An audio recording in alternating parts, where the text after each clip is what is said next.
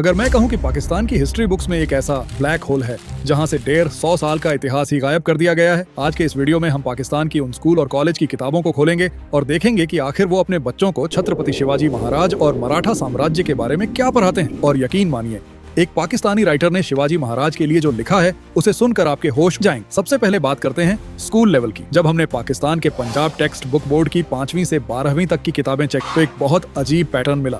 वहाँ इतिहास कुछ ऐसे पढ़ाया जाता है, पहले मोहम्मद बिन कासिम आता है, फिर मुगलों का राज आता है, 1707 में औरंगजेब की मौत होती है और फिर सीधा जंप अगली सुबह अंग्रेज आ गए।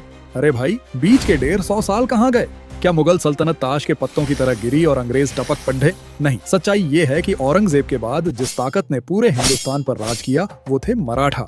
लेकिन पाकिस्तानी किताबों में मराठों और सिखों के इतिहास को जानबूझकर डिलीट कर दिया गया है। इसे कहते हैं डेलिब्रेट एडिटिंग, क्योंकि अगर वो मराठों का जिक्र करेंगे तो उन्हें ये मानना पड़ेगा कि मुगलों को कमजोर करने वाले कोई और नहीं, हमारे छत्रपति शिवाजी महाराज थे। अब स्कूल में तो छुपा लिया, लेकिन जब पाकिस्तानी स्टूडेंट्स बड्ढे होते हैं और CSS यानी वहाँ की सिविल सर्विस की तैयारी करते हैं, तब वो इतिहास से भाग नहीं सकते। तो वहाँ क्या पढ़ाया जाता है? वहाँ एक नया झूठ परोसा जाता है। हमीद खान जैसे ऑथर्स अपनी किताबों में लिखते हैं कि मराठा एक न्यू पावर थे, लेकिन 1761 में पानीपत की तीसरी लड़ाई में अहमद शाह अब्दाली ने उन्हें हरा दी और मराठा खत्म हो गए। द एंड जरा सोचिए, 1761 में मराठा खत्म हो गए।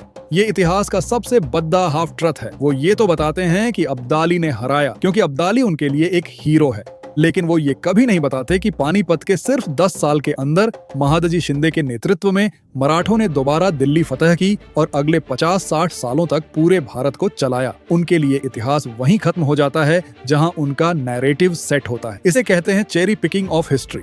अब आते हैं सबसे बड़े सवाल, छत्रपति शिवाजी महाराज के बारे में क्या लिखा?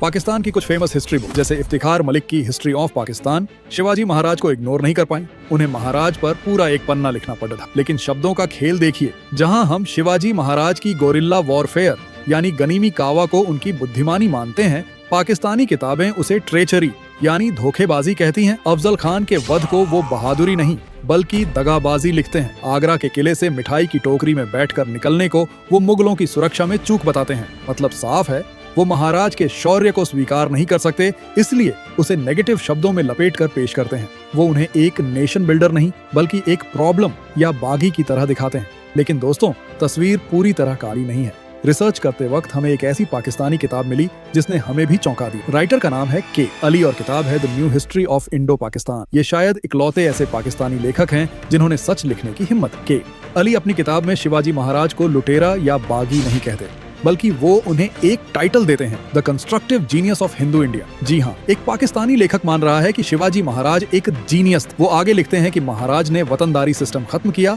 अपनी आर्मी को कैश सैलरी दी और सबसे बड़ी बात, वो दूसरे धर्मों और महिलाओं की बहुत इज्जत करते थे। सोचिए, पाकिस्तान के अंदर बैठकर ऐसा लिखना कितनी बड़ी बात है। ये सबूत है कि सूरज को आप चाहे जितनी देर बादलों में छुपा लो, उसकी रोशनी बाहर आ ही जाती है।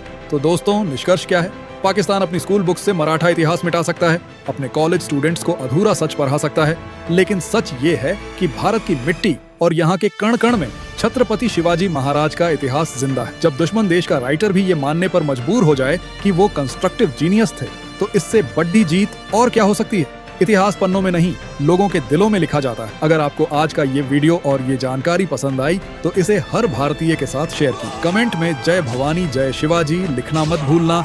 मिलते हैं अगले वीडियो में। जय हिंद।